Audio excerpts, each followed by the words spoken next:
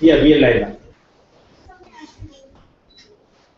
So yeah, we don't introduce ourselves. We just the voices talking in the air, and that's fine. So as we started talking about, I think one thing that we can start with is just to maybe share how we're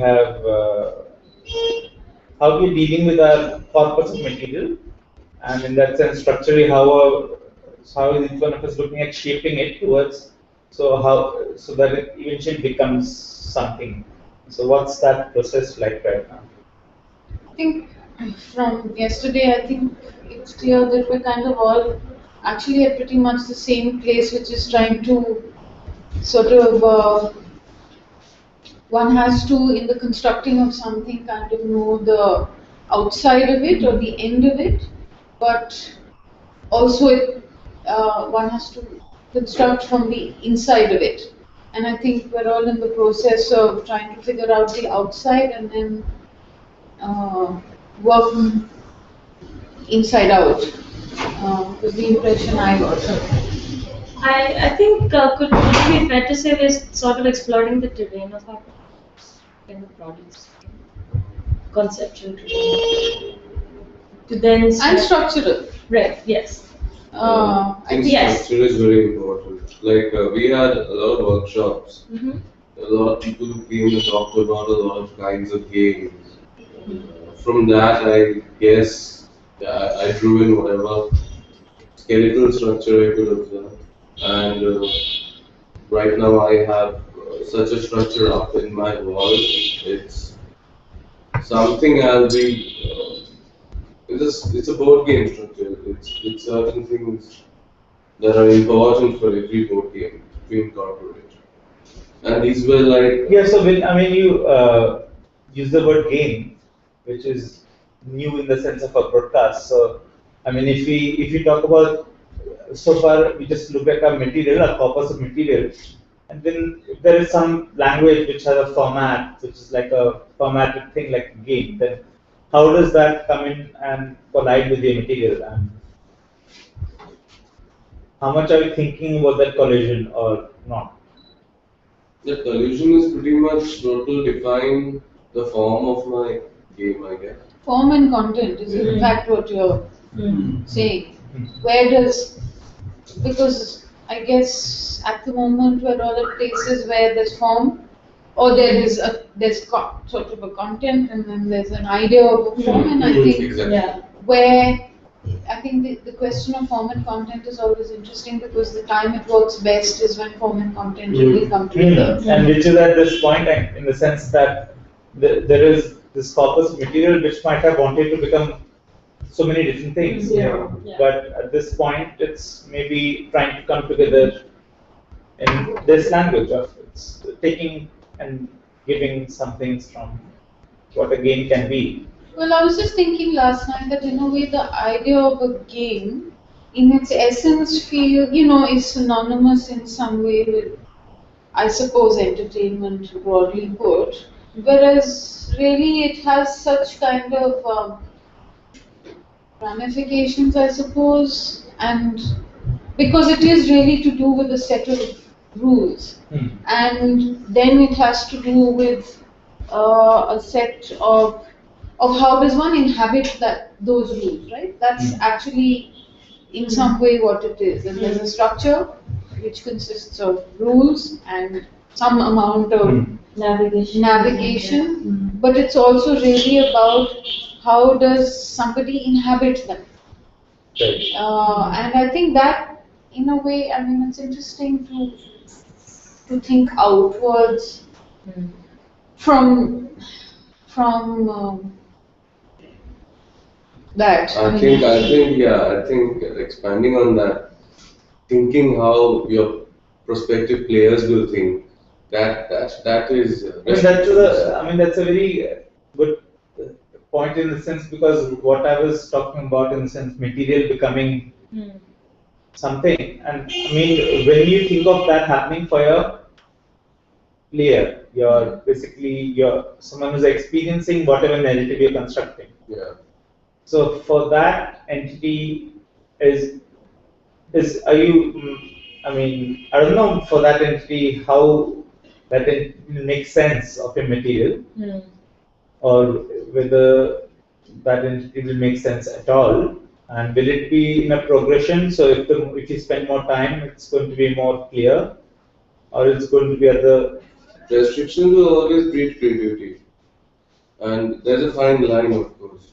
There's no exception to every rule, but yeah, that's the pretty much basic of it. And with a good game, the game grows with the player, and the player grows with the game. Okay, so they grow together. Yeah, I the think game a should good also. game should be able to question the player, or maybe raise certain issues, or maybe kind of play with his mind or screw with his mind. Make you think. Yeah, make him think a little bit about things he would not actually normally even want to deal with. In a normal format, like her project about identity.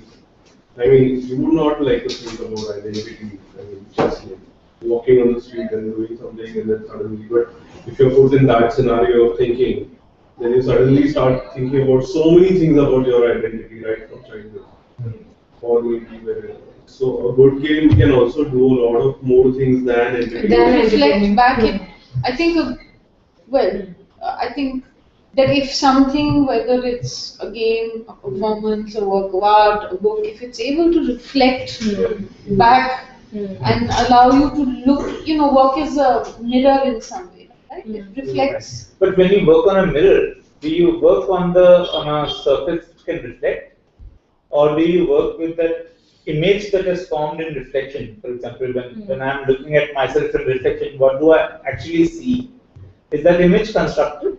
I mean, when you are giving offering a reflective space. I think it has to be. It has to be, right? Like if you're looking at the game as a mirror, the game will only give you back what you give it in. But also within what the Yeah. game itself is, right? Because Yeah. it's not going to reflect back everything and Everything, anything. yeah. It will reflect back within a certain. Framework. I think if it will reflect back a framework, but if it's a strong framework, it will also make you think, move, reflect laterally in Right, some way. around. Around. But that is not automatic, na? In the sense, That's not systemic. if you have, it's not an input-output Right. relation, because No, the well- glass is also going to refract a little bit. in the So sense. that's what I mean. So it is also about refraction, and I think in some ways it works to go back to your first question. I think in some way the tighter and sharper the structure is, in some way, the more actually it has the potential to do multiple things. As far as I can figure, because it does have to be focused on specificities. At least that's what I feel for myself, that I can't, like I was telling you yesterday, I don't think, although one does have the meta-narrative, one can't play that out. It's unplayable. You have to play out. So if the reflected image is one of the things that's being worked on but is that unique to a game in some sense, the kind of reflected image That's a very interesting question. I don't think so. But I don't think so. But I think what's interesting to me about games is that it sort of switches you out of sort of a singular vision direction, right? As a creator. So to make a game, you have to tell a story as if your player is the author, and the story changes and is new every time. And I think that kind of structural authorship is really interesting, and it allows for kind of multiplicities of like viewpoint.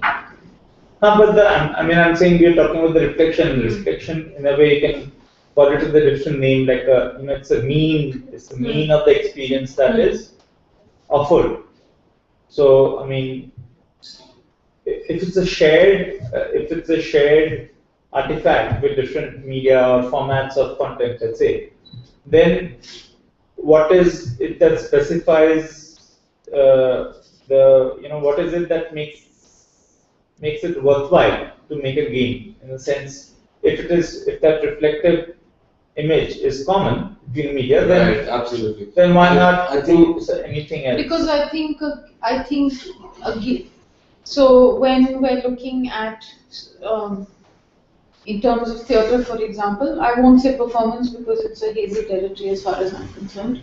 But theatre, for example, is working very much with the notions of the book I was showing you. The theatre and event, staging the 20th century, is very much posited on considering the viewer as a co-author, right? Okay. So, which means that actually post the 80s, 90s, where everybody's thinking about, so postmodern theatre, everybody's thinking of the breakdown of narrative, no character as one understands it, right?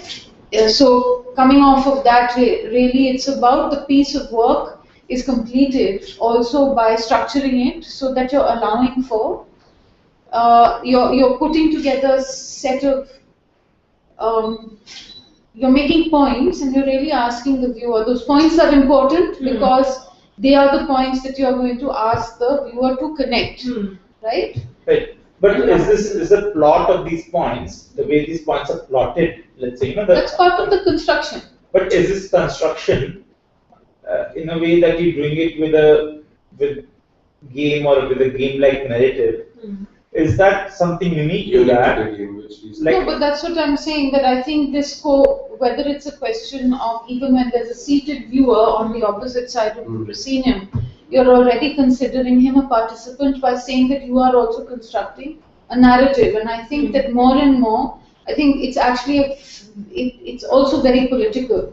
Because if you look around in the world, or at least as far as I see it, there's a great desire to, it's about the participation. It's about people coming together to say. No, but then we are also differentiating theatre from a game, right? I wouldn't necessarily. I'm saying that actually, again, theatre as it is now being considered, even art, but I won't go into that territory because I'm not very sure. I think it is about co-authoring, it is about participation, and I think so therefore they're actually fairly important as political, as politics. Yes, so does it make more sense to talk about commonalities and about the fabric of a common ground? Or does it make sense also to differentiate those?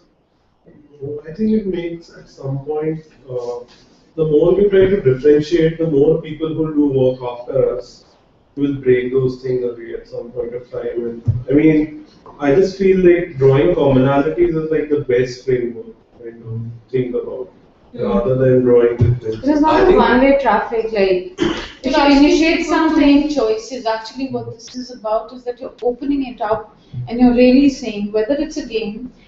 To me, the question of whether one's drawing differences or commonalities is not so much the issue. The issue is very much about a viewer, user, and the fact that they have choices and you know that you have choices. And I think that is important today, that you have a choice. And you can, that because the choice to choose, the decision to choose, I think is a very crucial one. And what we offer as designers or people from creative background or academics or anything, with our research, with our projects, we bring in a certain kind of perspective for a common man to make a choice from amongst. I mean, to me, it's not about making that difference. I actually personally believe that everybody gets it, and we're all in as much. I mean, I believe in the theory of equality between Audiences. No, between those who watch and those who make. Okay. I don't believe that. I at all believe that it's very useful to Impose and to patronize or in a way look down. That I am telling you something. I find that that's actually extremely. I mean, just. It's not helpful in No, I saying don't what feel you're it's very trying to say. productive because then the work becomes preachy. Working back on segregation. Pedagogical, and you can't actually then work with the assumption that, so if you're saying that the other person doesn't know, then why would you offer them an X amount? Then the idea of a reflection and etc. sort of doesn't hold, Right. seem to hold any Okay, value. working back towards segregation, what you were saying about what makes games different than this. I think, traditionally speaking, games as they've started before, I'm not talking about contemporary games because the whole way of looking at them is changing. But earlier, games did give you a well-defined rule book most When of you the say time. games, Most games. I mean any games. I mean most games. No, but we spoke about the rules earlier as means for the audience to Yes, but focus on the reflective image, right? So, And- so that's already a ritual that they are. I'm talking about interaction. Like I'm talking about हाँ, but interaction with- करके सब कुछ करके, I mean, what the audience is, what the user is I'm getting. talking about is the the reflective user image. knowing what she was talking about. The user knowing that he has a choice.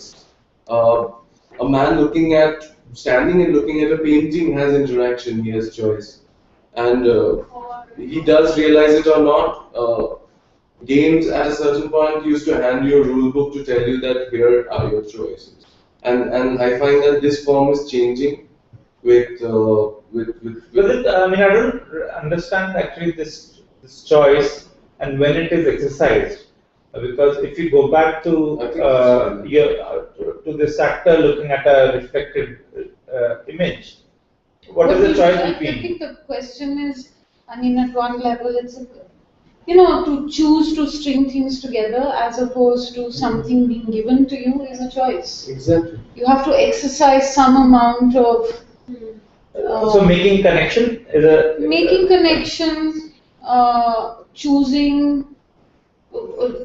For example, in a lot of my work, it's about some performance happening here and in the other room simultaneously. You have to choose as a viewer where to how be. to experience it. Yeah, how are you going to experience this work?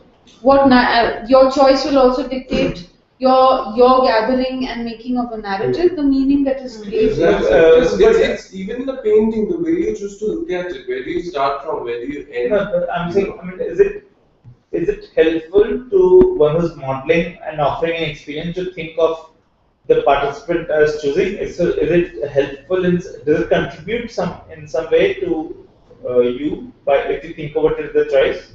Because I can also think about it as, if there are two things happening in two different rooms, based on my own backstory, whatever I'm experiencing in one room or the other, I might feel connected more to one set of No, experiences. that's fine. The point is you still have a choice.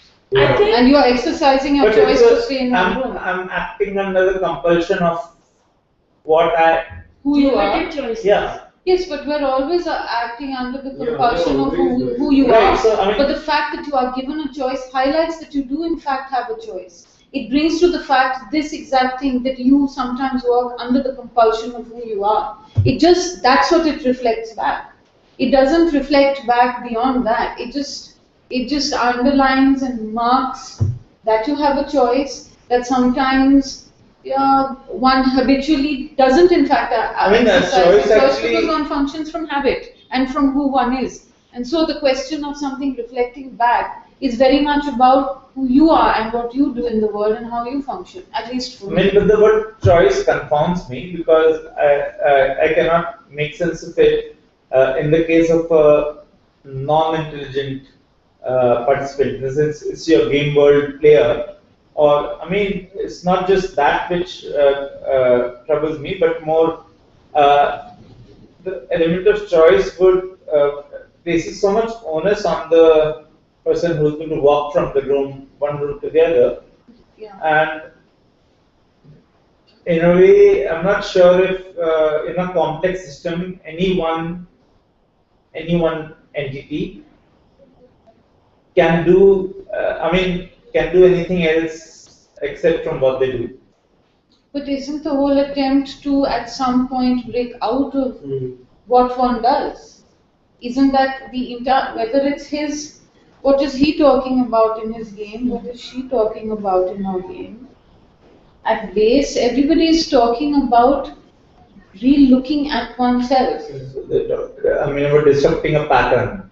Yes, about disrupting a pattern and the game simply makes you actually look at you. And I think this is this is what, in fact, any game does. I mean, that's the whole question I was asking my son about, what's it called, the Walking Dead thing, about how do you make choices? You know, how are you making the choice to do what you want? Because a series of choices, a series of decisions. Yes, it's been decided for you. That's not the point. It's No. an X number of choices. But- What you choose and then you go on choosing begins to reflect a little bit about how, I guess, who you are in some way.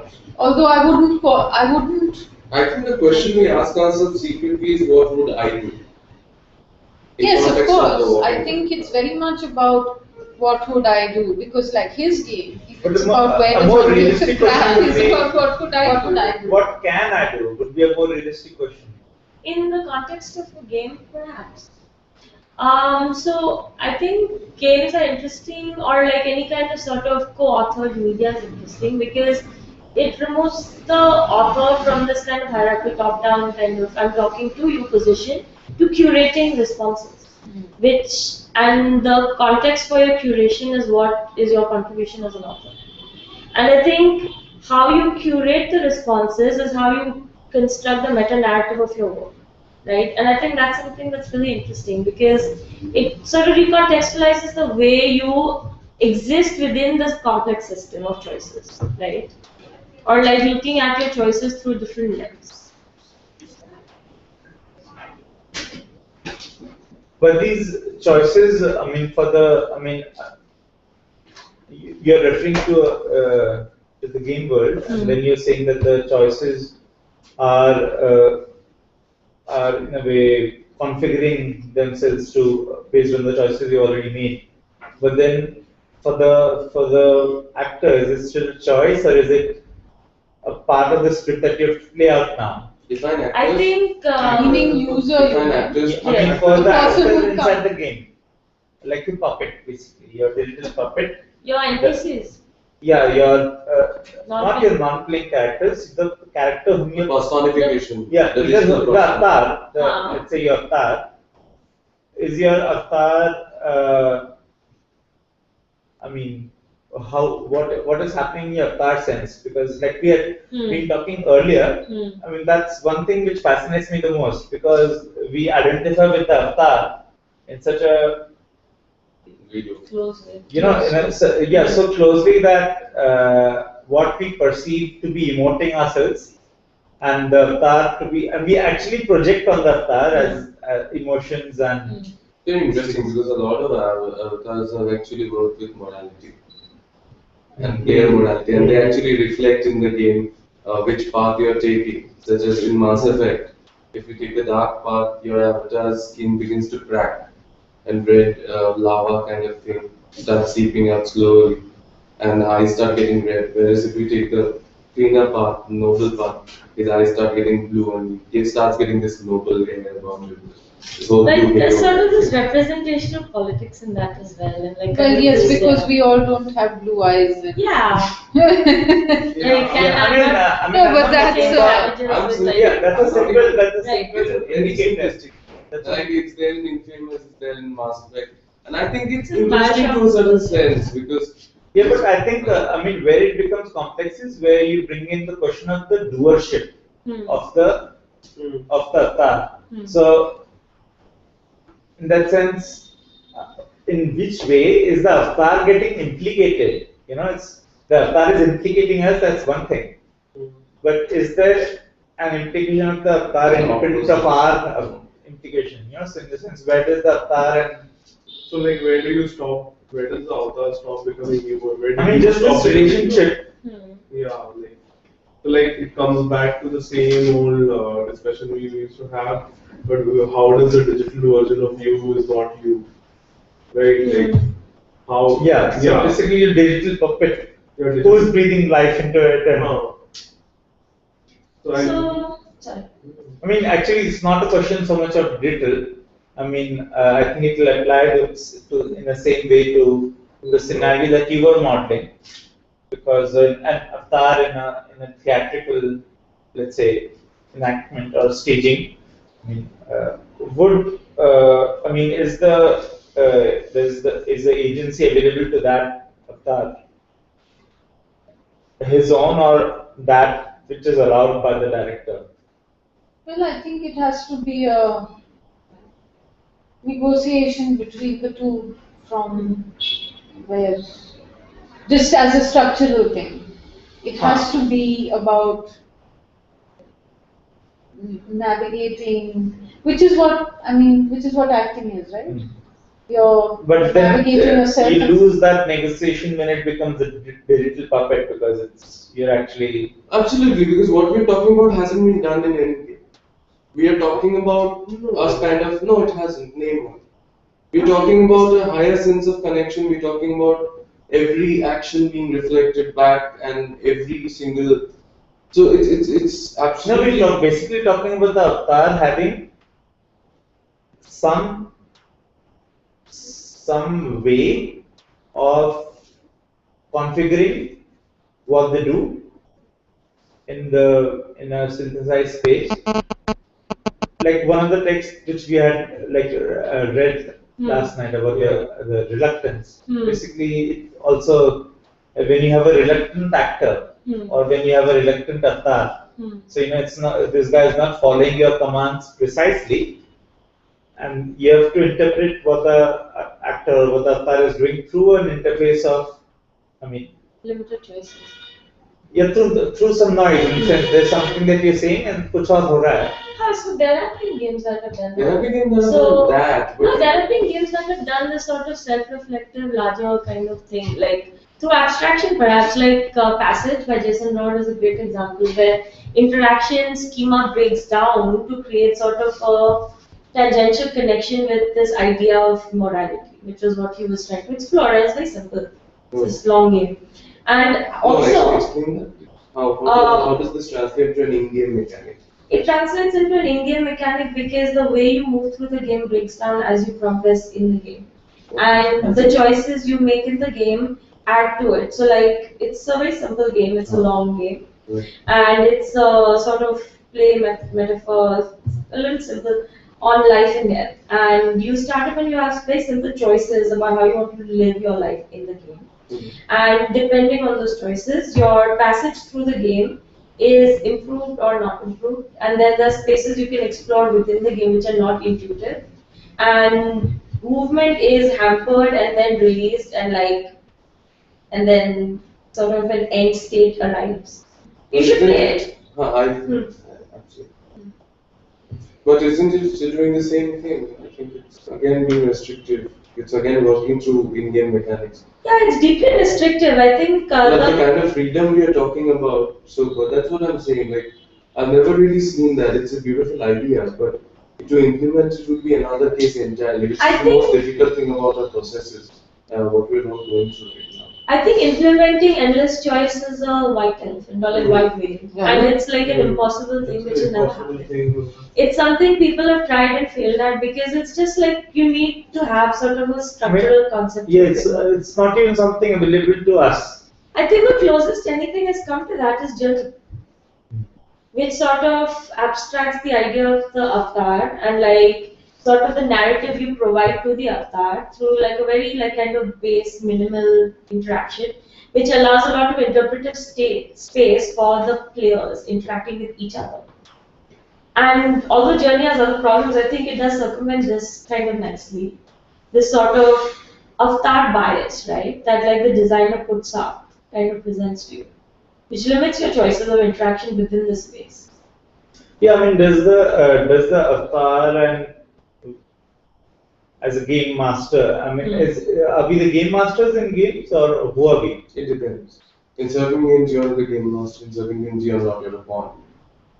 So but our relationship with the avatar, so basically the avatar is a puppet which we are controlling. In some games you're literally controlling the puppet like an avatar. When you say we, you mean Means designer or player? Player. In some games you can literally click on an avatar and send him to his death because it's a necessary sacrifice. Well, I guess it would be also a sense of are you registering him as yourself or someone else? Once you register as yourself, if you identify, then I think choices become negotiated between that character and you. I think that's really interesting because I think players don't always play as themselves.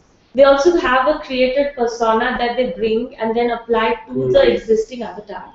Like several players will play act a role through the lens of the avatar. So it's two levels of sort So of to you take abstraction. the opposition, the opportunity to become another. And Or then you're role saying play as a that- third.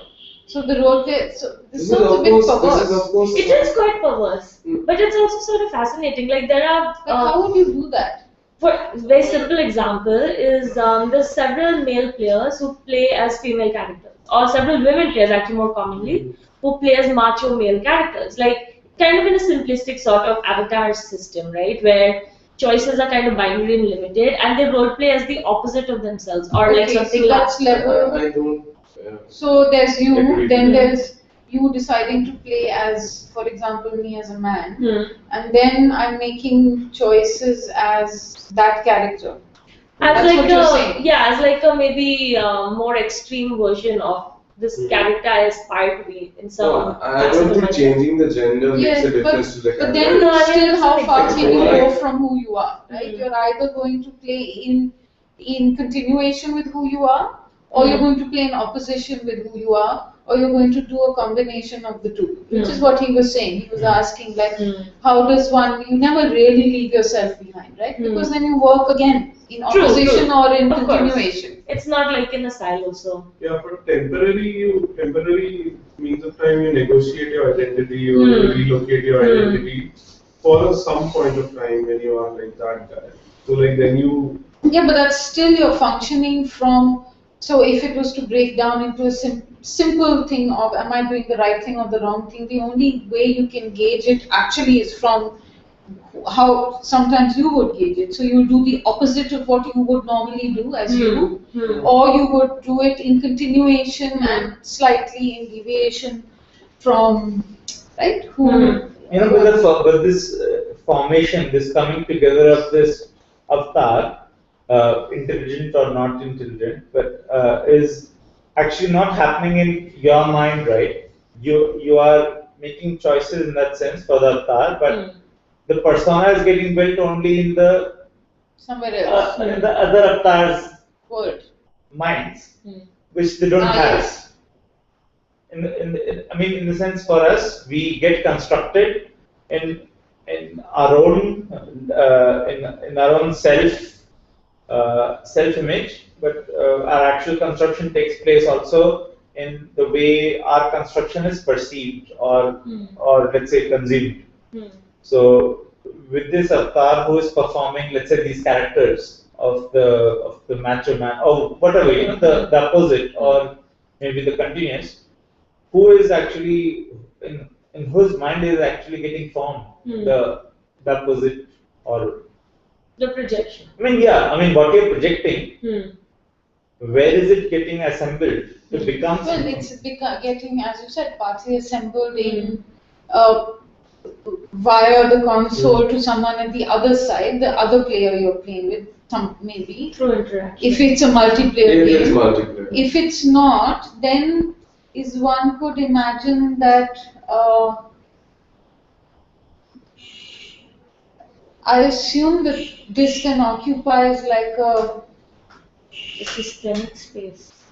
it occupies a place which is real, but also so there are consequences playing out, but it's also not real. So it's a kind of a Ghost in the machine of sorts. well, it's a safe place, right, where you can try something, be someone else without any Judgment or.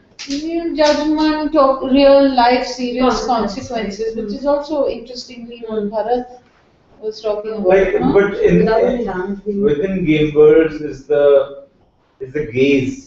Has the gaze been modeled in some form in a game world? Like that art theory, like the It's way art controlled is perfectly. It's controlled to 100%. Hmm? The gaze completely works as the developers want it to work. And different No, the games- gaze, the reverse. I mean, I'm saying the gaze which you feel is on you, not the other way around, not your gaze. Yeah. I think it has been modeled in some games. Because They then the literally gaze also- would, in that sense, be the camera. That is assembling. There's a Your really great constructions. game that explores this sort of viewpoint structure called 50 Flights of Loving. It's constructed around the basic idea of montage, and it's a 20-minute game that kind of explores who you inhabit, which is kind of never really clear, and sort of the connection between what your avatar is also not very clear, and you just sort of progress through the world in some form while jumping identities and stuff like that, like literal identity of that. But I think they use the gaze in a very interesting way because they turn the camera all over and like you have to navigate who you are within sort of these multiple viewpoints. It's interesting. But what I feel about the gaze in real space, like real world, versus you being gazed in some kind of a cyber, like a digital format, seems like a very different. Like when you get gazed upon, there are certain parts of your brain that certainly go into like action, like I'm being stared at. The instinctive Yeah, reaction. the reaction is like some parts of your brain, maybe the right one or the subconscious one. I think Suddenly I I mean, and evaporate. this is all the time, right? I mean, I don't know, even if we are by ourselves, we feel that we're not. it's not all the time. I think there's a certain trigger for it.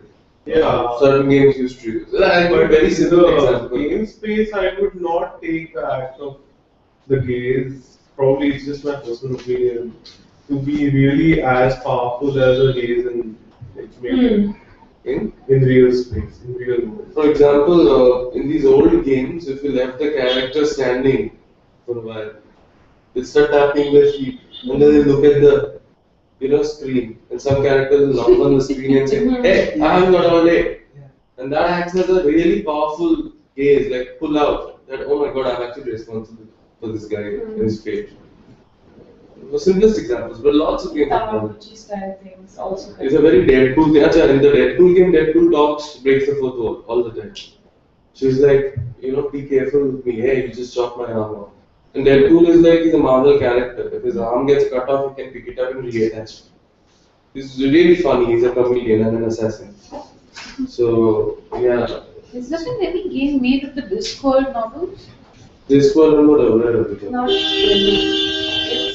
They have a It's lot of, hasn't. they have a lot of text-based role-playing games. Yes, there are role-playing games, but there's no like sort of. So, I mean, we conclude our broadcast here for today, but I would just like to leave us with a thread that we can talk about next time, and that's the hysteria that actors respond to when they're under the gaze, right? So in the sense, if you just Say it again. the hysteria that you respond to sometimes, just to as the only possible, way to get free from the gaze, in a sense. The being looked at makes you Uncomfortable. hysterical, and and that becomes the only way of Living. yeah. There can be many modes of being looked at. Like you can become performative when you're being looked at, or you can like just break down when you're being looked at. But I think in any form, in any kind of response to the being looked at is hysteria. In the sense, you can Why would you Why use that word? Yeah, why think? no because I would use it. It does the focusing effect, and therefore it makes everything super bumped up a little bit. Because it's about a being. no, but in your being, if you look at two channels, one channel is what you are producing of yourself. You're producing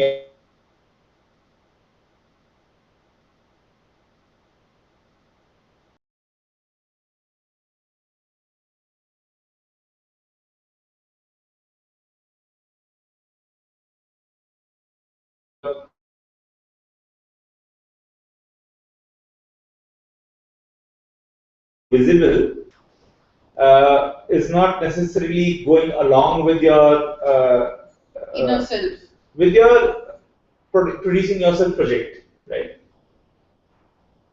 So you could not be. I'm calling it hysteria only because in the sense of producing yourself, that's the selfless, which doesn't really happen as a part of producing your presence, that surplus is can only be looked at as history in the sense it's the surplus in your. If I would call it. I mean, it's like a. So we'll stop here and we'll talk more next. History is next to this.